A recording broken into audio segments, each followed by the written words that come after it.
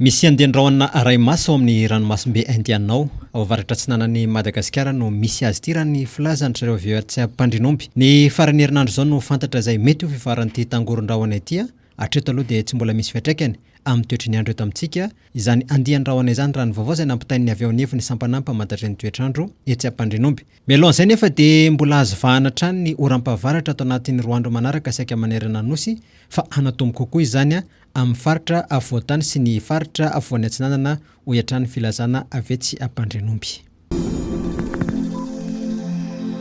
Ny 7 ny volana Febroary zao ny Hifarana ny fandraisana antontan-taratasy ho an'ireo olona teo sekreteram-panjakana eo anivon'ny fiadidinan'ny Repoblika. Efa maro ireo nanatitra ny antontan-taratasy raha ny vaovao nampitain'ity androm-panjakana ity tao anatin'ny tambazotra LinkedIn. Sekreteram-panjakana Misy sy coordonnateur général iray no tadiavin'ny fiadidinan'ny Repoblika, olona manana mari-pahaizana bac+4 tia tanindrazana sy manana fahaiza-mitarika no ilaina amin'izany toerana izany.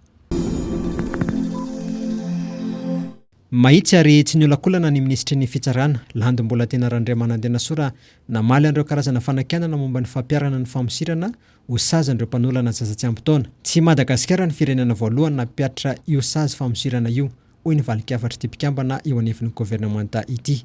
Tsy irery ny sazy nahitsy tao amin'ny famosirana famaizina eo fa maro ireo teboka izay tsy maintsy nahitsy fanaraka amin'ny sazy araka ny eloka nataon'ireo nanao izany ho hiatrany izy nanamafy. Maly dia nitondra fanakianana momba ny famosirana io ny masivony vondrana Europeana Isabelle Delatre izay milaza fa tsy mifanaraka amin'ny lalam-pandriana malagasy io sazy famosirana n'ireo olona izay vao eloka nanolana zaza tsy ampy taona io.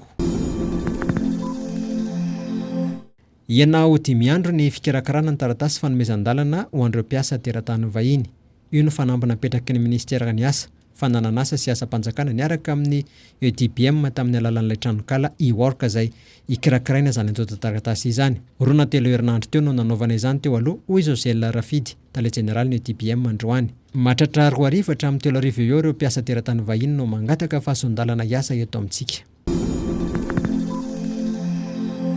Raha nitatitra avy amin'ny Dominika Raherson androany maraina dia 4 sisa ny toerana anjara federasiona malagasy ny atletisma amin'ny delegasiona malagasy izay andray anjara amin'ny Lalao Afrikanina toto-saina any Kana ny volana maritsa ho avy izao. Tsy maintsy hinana sorana izany ny 4 hoy izy.